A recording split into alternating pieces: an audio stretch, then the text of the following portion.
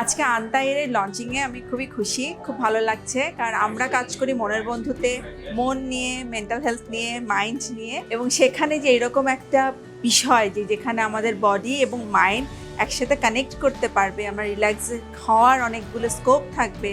অনেক সময় দেখা যায় আমাদের প্রতিদিনের জীবনে অনেক স্ট্রেস আমাদের বডিতে এসে পড়ে, যেটাকে আমরা কোনোভাবেই রিলিজ করতে পারি না।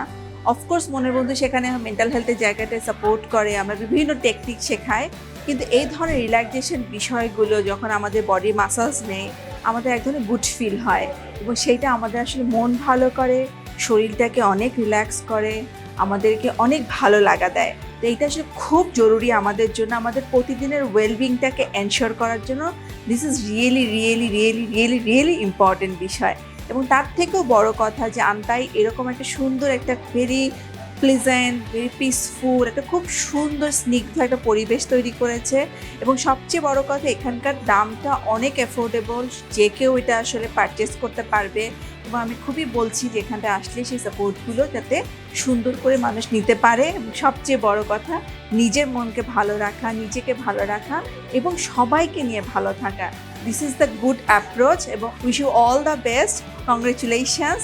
আমরা মনে করি এই ধরনের প্রচেষ্টা আরও অনেক ইনিশিয়েটিভ আরও অনেক হওয়া উচিত। মনের বন্ধুর পক্ষ থেকে এবং আমার পক্ষ থেকে অনেক শুভেচ্ছা।